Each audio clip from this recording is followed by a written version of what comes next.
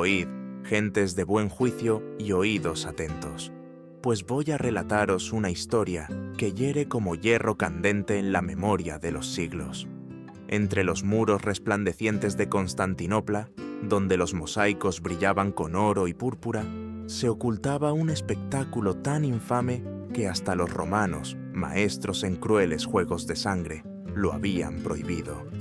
Mas en el vasto hipódromo, ante 80.000 almas congregadas, aquel rito de ignominia se repetía noche tras noche, y en él, los niños apenas contaban 10 años de vida, eran entregados al deshonor y al clamor de una multitud sedienta de perversiones.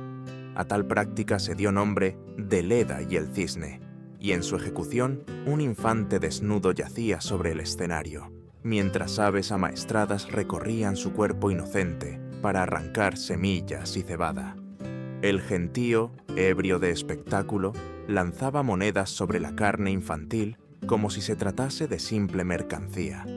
No era entretenimiento, sino tráfico consagrado por la ley, mercado abierto de cuerpos quebrados, industria de la humillación. De aquel fango de vileza surgiría, como hierro forjado en el fuego, la criatura más peligrosa que jamás gobernara el Imperio Romano de Oriente. Aquella niña sometida a las risas y a las monedas de los poderosos llegaría a ceñir la púrpura imperial y a desencadenar la matanza de 30.000 almas. Su nombre habría de ser recordado con temor y reverencia: Teodora. Y su vida, marcada desde la cuna por el dolor, demostraría cómo la desgracia puede engendrar monstruos que modelan el curso de la historia. Mas para entender cómo una sola muerte pudo desatar tantas calamidades, es menester retroceder al año del Señor 504, cuando Constantinopla era gobernada no solo por emperadores, sino también por las facciones que regían el alma de la ciudad, los azules y los verdes. No eran simples comparsas de circo ni bandos de juego, sino poderosos ejércitos de influencia que decidían oficios, otorgaban favores, repartían cargos y dominaban la voluntad del pueblo entero. Cada ciudadano, noble o plebeyo, debía alistarse en una de aquellas huestes, y de tal alianza dependía su vida entera. Acacio, padre de Teodora, era guardián de osos en servicio de los verdes. Con manos endurecidas por el hierro y el látigo, entrenaba bestias colosales que se enfrentaban ante 80.000 espectadores en el hipódromo. Su puesto, humilde en apariencia, era empero clave, pues la familia gozaba de cierta seguridad bajo la sombra del Partido Verde. Pero el destino, siempre cruel con los desdichados, lo arrancó de este mundo de manera repentina. Según las leyes no escritas de aquel tiempo, el oficio debía transmitirse como herencia, asegurando sustento y amparo a viudas y huérfanos. Mas la corrupción, serpiente que siempre anida en los palacios, se interpuso. Asterio, maestro de danzas y señor de los entretenimientos de los verdes, aceptó un soborno vil. En vez de conceder a la viuda y a sus 3 hijas la protección prometida, entregó el cargo de guardián a un extraño. Con aquella decisión, no solo traicionó a los muertos, sino que arrojó a las niñas al abismo del tráfico más abominable que conociera el mundo antiguo. La madre de Teodora, enfrentada a la hambre y a la desesperación, hubo de escoger entre ver morir de inanición a sus hijas o entregarlas al sistema brutal que alimentaba la diversión de la ciudad. En un acto de dolor sin nombre, tomó la decisión que marcaría su linaje: vestir a las pequeñas como suplicantes, ceñir sus sienes con coronas de laurel y conducirlas al gran hipódromo ante decenas de miles de ojos.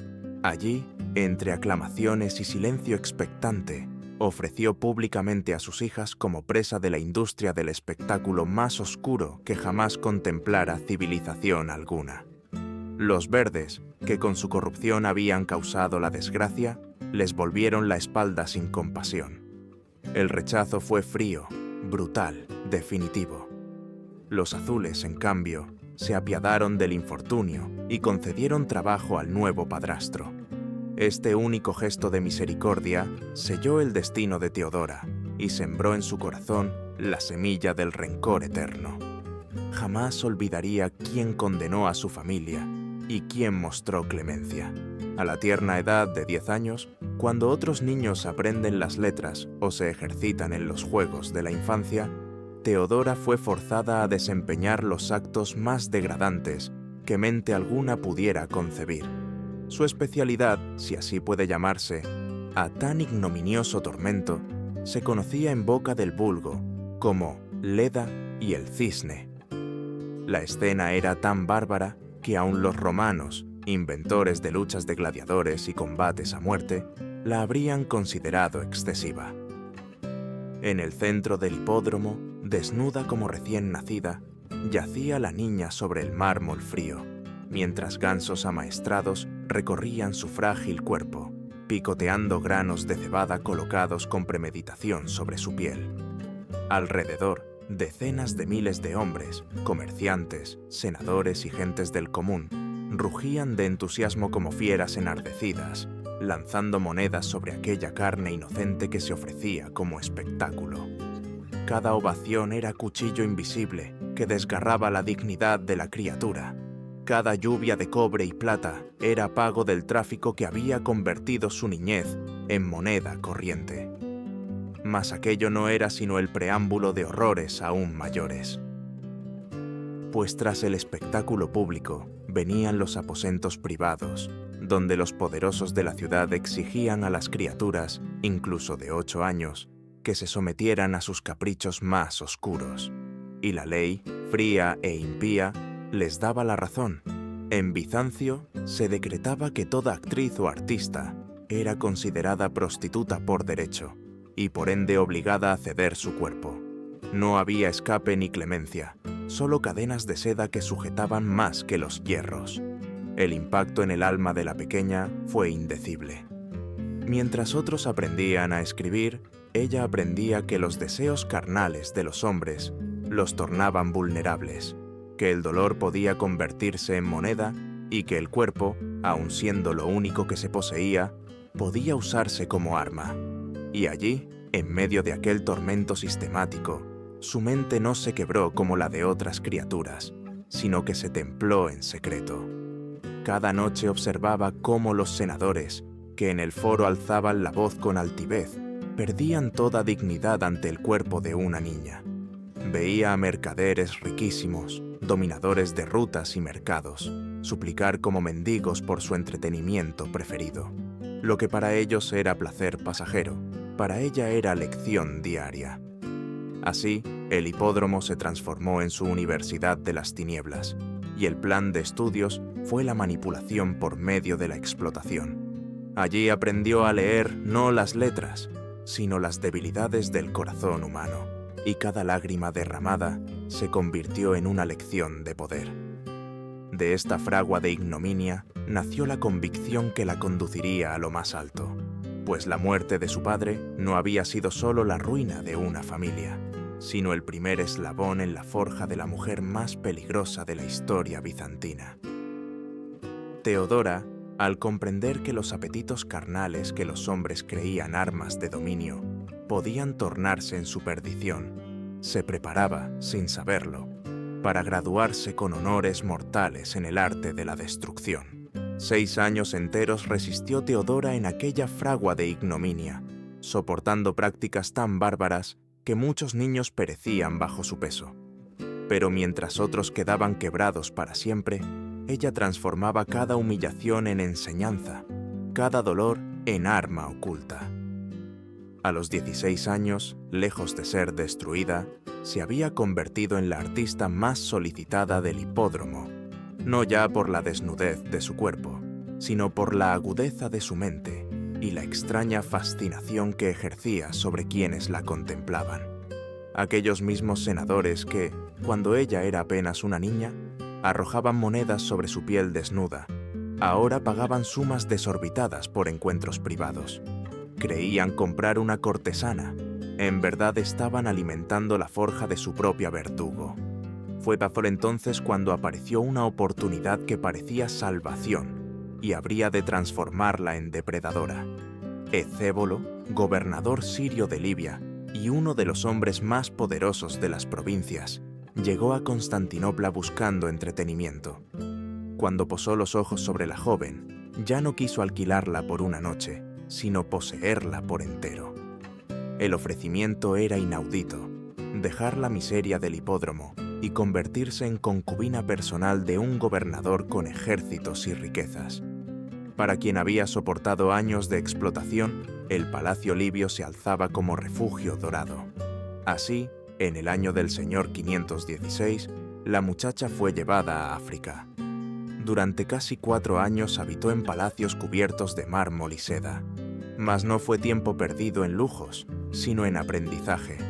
Descubrió que las mismas prácticas que había sufrido podían volverse armas contra quienes se creían dueños de su cuerpo. Ecébolo, convencido de poseerla, no veía que cada deseo suyo era analizado con la frialdad de un cirujano. Teodora examinaba qué fantasías lo llenaban de vergüenza, qué placeres lo hacían perder juicio, qué excesos podían arrastrar su dignidad hasta la humillación. Cada encuentro era lección en guerra psicológica, y cada jadeo del gobernador, confesión de debilidad.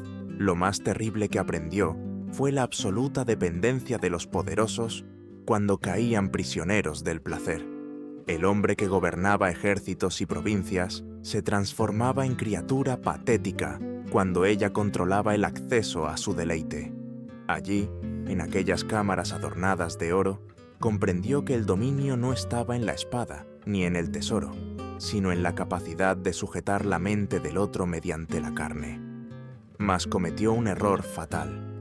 Usó ese conocimiento para inclinar las decisiones políticas de Ecébolo. Cuando él descubrió que sus decretos eran dictados por la manipulación íntima de una mujer, la furia lo devoró. Un día, enloquecido, la expulsó de su casa, arrojando sus pertenencias a las arenas ardientes de Libia. ¡Fuera, indigna!, gritó, y la dejó sola bajo el sol implacable. Lo que parecía la ruina total se convirtió en la lección más valiosa de su existencia. Despojada de lujos, comprendió que podía sobrevivir y aún triunfar con lo que había aprendido. El viaje de regreso a Constantinopla se convirtió en su auténtica iniciación. Embarcándose de navío en navío, vendió su cuerpo para sostenerse, pero ya no como esclava, sino como maestra de un arte secreto. En las estrechas bodegas de los barcos, impregnadas de hedor y sudor, descubrió cómo un mercader que pagaba por conversación revelaba secretos de su comercio. Cómo un capitán que ofrecía pasaje gratuito escondía contrabandos que ella registraba en su memoria para un futuro uso. Cada hombre se transformaba en estudio de caso, cada encuentro en página de un libro invisible que ella iba escribiendo en su mente. El mar, con su bruma y su sal, la templaba en el arte de manipular a los poderosos con la precisión de un escriba sobre pergamino. En aquellas travesías llegó también a la Alejandría y a Antioquía, donde halló el modo de unirse al cristianismo monofisita bajo el patriarca Timoteo III. No fue fervor de alma, sino cálculo de estratega. Así tejía una base de poder espiritual que escapaba al mundo de la prostitución. En esas tierras conoció a Macedonia, intérprete y emisaria de la facción azul, quien le reveló que en Constantinopla un príncipe de 40 años, llamado Justiniano, preguntaba por la joven que había sobrevivido a Libia. Su fama, tejida con llagas y astucia, la precedía como sombra inevitable. Cuando la nave que la conducía surcó las aguas y se aproximó al Cuerno de Oro, Teodora alzó la vista y contempló las cúpulas doradas de Constantinopla, la misma ciudad que en su niñez la había arrojado a la ignominia. Pero no era ya la niña indefensa conducida por su madre al hipódromo, sino mujer templada por tormentos y traiciones, armada con secretos y con la ciencia de dominar el espíritu de los hombres. Aquellas prácticas bárbaras que debieran haberla destruido, habían forjado en su interior a la más peligrosa criatura que el imperio conocería. En Alejandría había abrazado la fe monofisita no por fervor místico, sino como ardid estratégico. El altar se convirtió en refugio que le otorgaba un círculo de influencia independiente de los burdeles y escenarios. De esta manera, el rumor de su nombre corría por puertos y ciudades. Se hablaba de una mujer que sobrevivió a la esclavitud, que doblegó a un gobernador, que comprendía como nadie los deseos y debilidades de los poderosos. Al arribar a Antioquía, conoció a Macedonia, danzarina y emisaria de la facción azul. Fue ella quien, en confidencia, le reveló que un príncipe de 40 años, sobrino del emperador, se había interesado vivamente en las historias de aquella antigua actriz. Su nombre era Justiniano.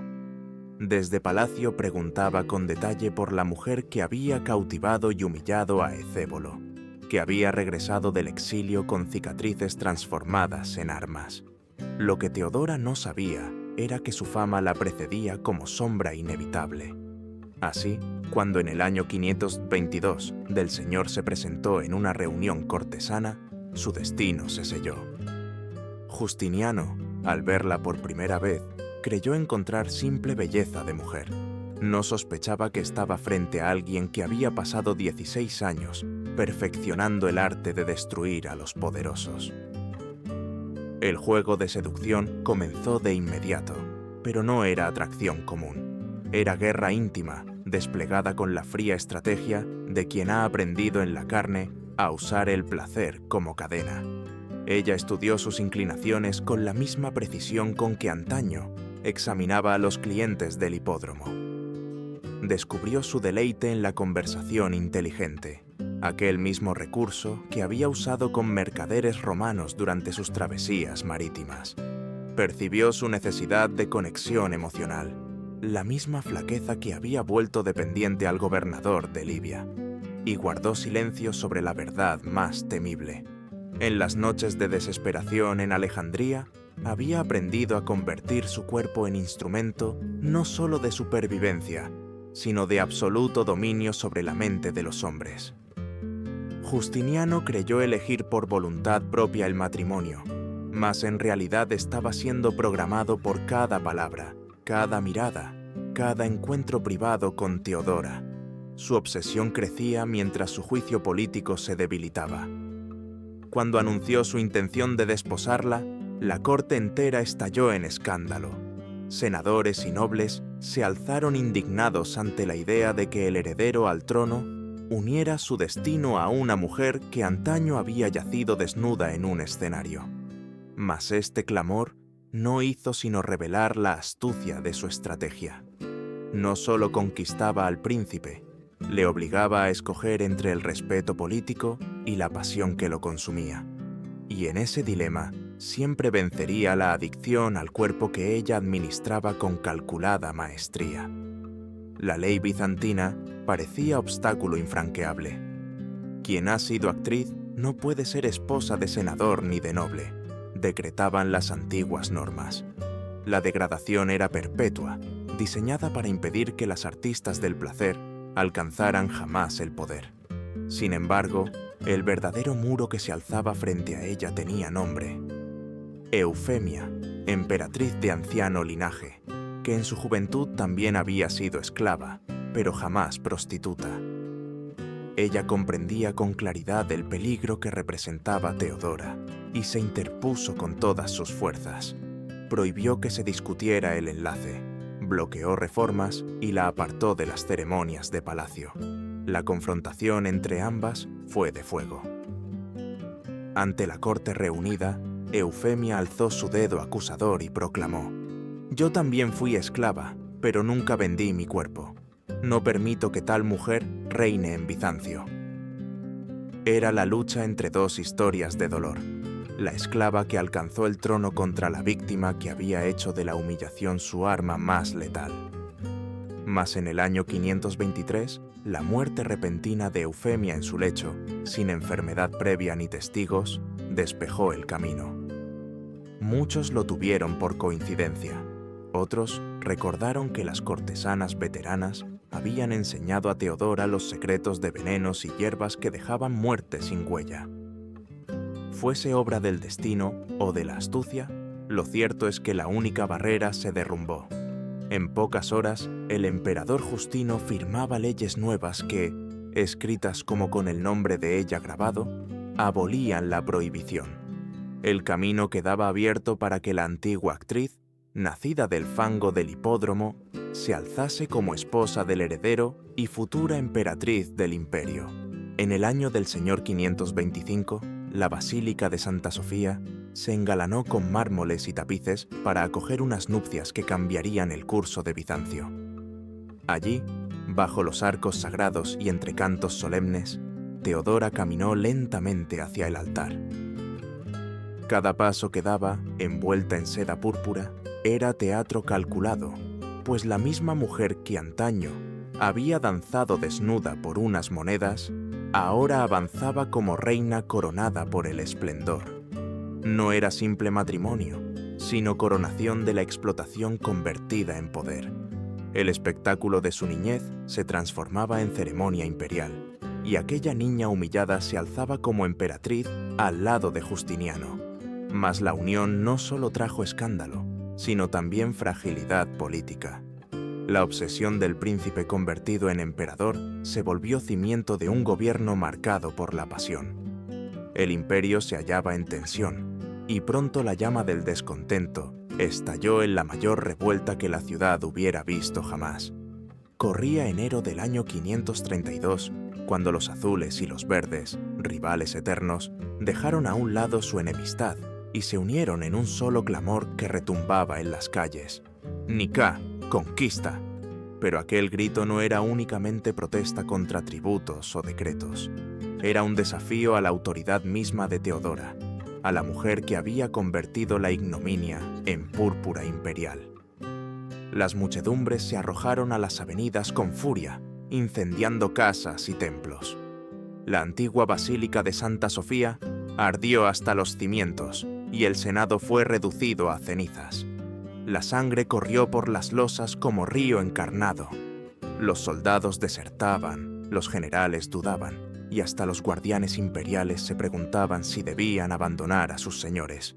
El trono pendía de un hilo, y los consejeros suplicaban a Justiniano que huyera antes de ser devorado por la multitud. Fue entonces cuando Teodora, en medio del consejo real, se levantó con la calma de quien ha mirado de frente a la humillación y al dolor desde niña.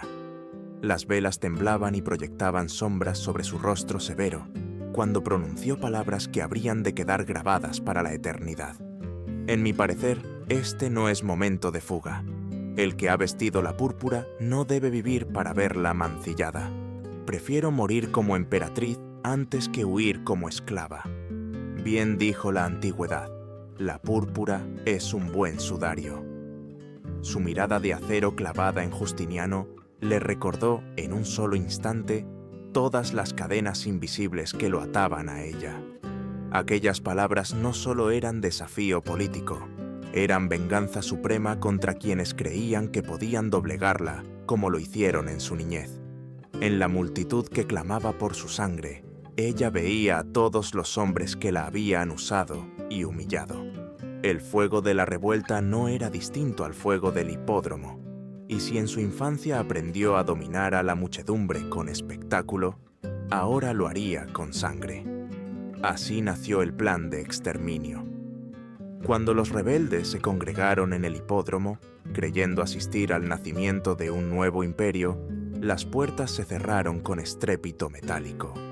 Los generales Belisario y Mundo, a las órdenes del emperador y de su esposa, condujeron a las tropas imperiales dentro de la arena. Lo que había sido escenario de risas y juegos se convirtió en matadero. Las espadas descendieron con fría precisión.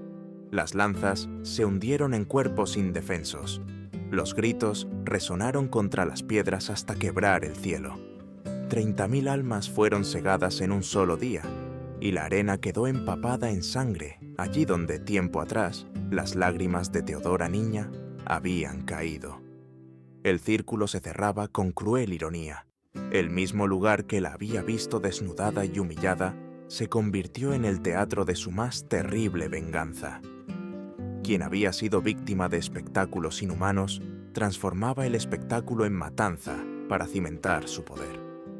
Desde aquel día, Justiniano no volvió a dudar de ella. El imperio entero comprendió que Teodora no era simple consorte, sino fuerza implacable que sostenía el trono con puño de hierro.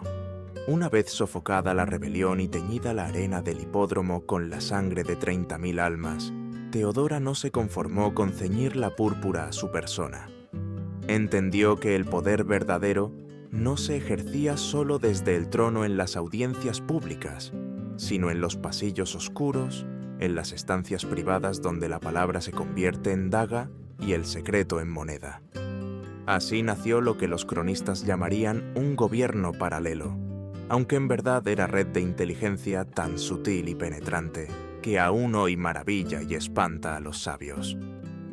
Mientras Justiniano presidía en la sala del trono, recibiendo embajadas y dictando leyes, Teodora conducía sus verdaderos asuntos en cámaras recónditas, donde apenas brillaban lámparas de aceite y las paredes escuchaban confesiones prohibidas.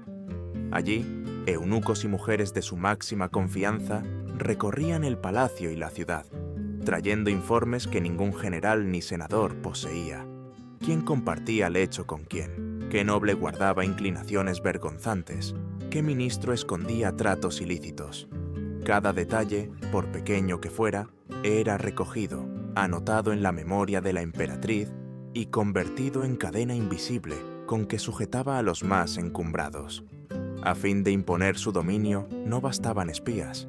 Instauró ceremoniales que recordaban a todos su supremacía. Senadores y prelados debían prosternarse y besar no solo la diestra del emperador, sino también los pies de la emperatriz. El gesto, humillante para hombres acostumbrados a mandar, se transformaba en símbolo del mundo, al revés que Teodora había edificado. Quienes un día se creyeron dueños de su cuerpo, se inclinaban ahora ante su trono. Era la inversión perfecta de la infancia perdida. No tardó en comenzar su serie de golpes mortales contra quienes osaban contradecirla. En el año 537, el Papa Silverio, negándose a restaurar en la sede a un obispo aliado de la emperatriz, fue acusado de traición con los godos. No hubo debate teológico ni consejo eclesiástico que lo salvara. Bastaron rumores sabiamente extendidos y el miedo de los poderosos para desterrarlo hasta su muerte. Teodora había aprendido en la niñez que los hombres dominados por el pavor aceptan cualquier acusación. Aquella lección, vuelta contra un pontífice, lo condujo al sepulcro. Aún más feroz fue su rivalidad con Amalasunta, reina de los ostrogodos, mujer de linaje noble, educada en letras y artes.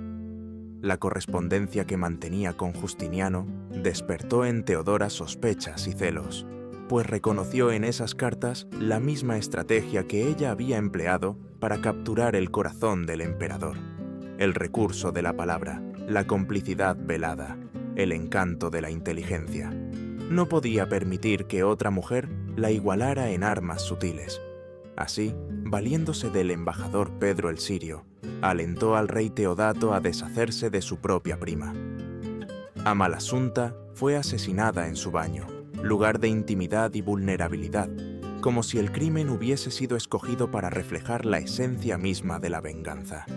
Mas la obra maestra de su astucia la halló en Juan el Capadocio, prefecto del pretorio, hombre de gran talento que osaba competir con ella por la confianza del emperador. Era adversario peligroso porque conocía los juegos de manipulación y no se dejaba atrapar fácilmente. Durante meses, Teodora desplegó contra él el mismo tormento psicológico que a ella le impusieron en su niñez. Le enviaba presentes macabros, símbolos de muerte y deshonra, flores marchitas, dagas diminutas, imágenes de suplicios.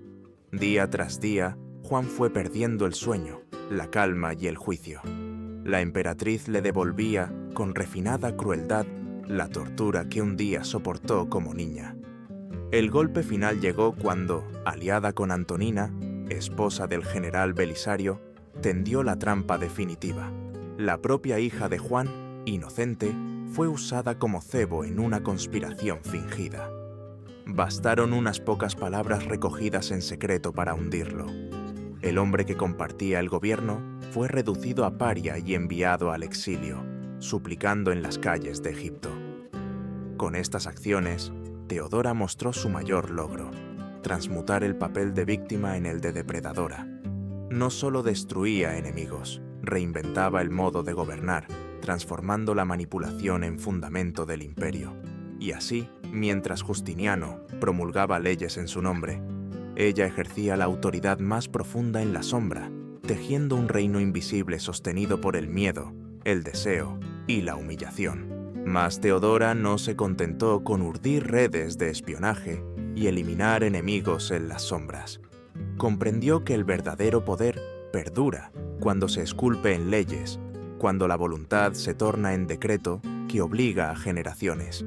Por ello, volcó su experiencia amarga en reformas que todavía hoy hacen temblar a los juristas. Recordaba demasiado bien los días en que fue esclava de un escenario y comprendía como nadie el horror de la prostitución forzada. Así, decretó que ninguna mujer podría ser obligada a entregar su cuerpo contra su voluntad. Mandó cerrar lupanares y tabernas de placer que mantenían cautivas a las desdichadas, y ordenó que aquellas que deseasen abandonar esa vida no fueran retenidas por rufianes ni mercaderes de carne. Era, al mismo tiempo, justicia y venganza. Justicia para las que venían detrás, venganza contra el sistema que la había encadenado de niña.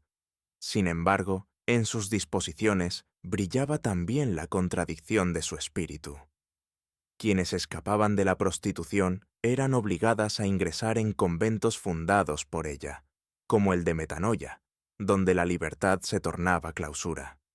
Así, bajo capa de piedad, imponía sobre otras mujeres la misma disciplina férrea que un día sufrió. Tal era la paradoja de su poder: liberar con una mano, controlar con la otra. En el terreno del matrimonio y la justicia criminal, su huella fue aún más honda.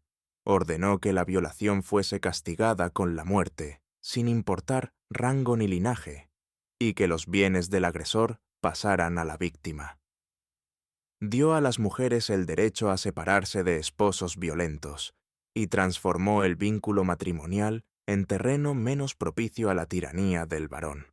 Tales leyes parecían obra de un alma que, conociendo de cerca la violencia íntima, quiso grabar en piedra la prohibición de repetir su tormento. El Corpus Juris Civilis, magna compilación de leyes que cimentaría la tradición jurídica de Occidente, llevó en sus páginas invisibles la impronta de Teodora. Cada artículo que protegía a las mujeres, cada cláusula que castigaba el abuso, podía leerse como recuerdo de sus lágrimas infantiles, transmutadas en ordenanzas imperiales. Pero no solo pensaba en el presente. Comprendió que el control del futuro se aseguraba a través de las uniones familiares, y así manipuló matrimonios en la corte, recompensando a quienes le eran fieles y castigando a los que se oponían. Tejía dinastías como otros tejen redes, asegurando que su dominio se prolongara más allá de su vida. De este modo, la niña humillada se convirtió en legisladora temida. Sus leyes no fueron meros pergaminos, sino venganzas consagradas, cicatrices grabadas en mármol. Y en cada una de ellas resonaba la voz de la mujer que había aprendido, en el lodo del hipódromo, que solo codificando el dolor en decreto podía asegurarse que nadie osara olvidar su poder. El 28 de junio del año del Señor 548, cuando apenas contaba 48 inviernos, la emperatriz Teodora entregó su alma, probablemente consumida por la enfermedad que hoy llamamos cáncer. Mas su partida no fue la de una reina común. Su muerte reveló la hondura del dominio que había ejercido sobre Bizancio. Justiniano, el augusto emperador que había conquistado provincias y dictado leyes a medio mundo, quedó roto como un niño sin madre. Jamás volvió a casarse, y su gobierno, antes férreo, se tornó débil, carente de rumbo. Los cronistas aseguran que durante 17 años posteriores reinó más la sombra de Teodora que la voluntad de su esposo, pues el hombre que durante décadas fue su cautivo ya no supo gobernar sin sus cadenas. Las leyes que habían marcado una era se estancaron tras su muerte. Ninguna disposición nueva de igual grandeza vio la luz, como si la pluma que dictaba el destino hubiese sido sepultada con ella. Tal fue la evidencia de que la verdadera genialidad legisladora no residía en Justiniano solo, sino en la mujer que había aprendido a transmutar su tormento en norma y su dolor en decreto. El arte dejó testimonio de su grandeza. En los mosaicos de San Vital de Rávena aparece representada más grande que los demás cortesanos, envuelta en un manto bordado con las figuras de los Reyes Magos, que ofrecen dones al Niño Cristo. Era declaración abierta de que Teodora se erguía como igual a la realeza bíblica, elevando su figura de víctima del hipódromo a soberana casi divina. El mundo, que un día la vio humillada en la arena, ahora la contemplaba resplandeciente en los muros de un templo. Hoy, los viajeros que recorren Constantinopla y se detienen en el lugar donde estuvo el antiguo hipódromo, se hacen retratos y sonríen sin saber que aquel mismo suelo acogió espectáculos de ignominia y la matanza de 30.000 almas. Allí donde una niña fue exhibida desnuda para diversión de las multitudes, una mujer convertida en emperatriz ordenó siglos después un baño de sangre. La ironía de la historia permanece grabada en las piedras. De la miseria más vil surgió el poder más temido. De la víctima nació la depredadora. Teodora demostró que las prácticas más bárbaras no solo destruyen a los inocentes, sino que también pueden engendrar monstruos capaces de manipular imperios enteros. Y así, su nombre quedó escrito con letras de fuego en los anales de Bizancio, como advertencia de que el dolor, cuando se transforma en arma, puede alterar el curso mismo de la historia.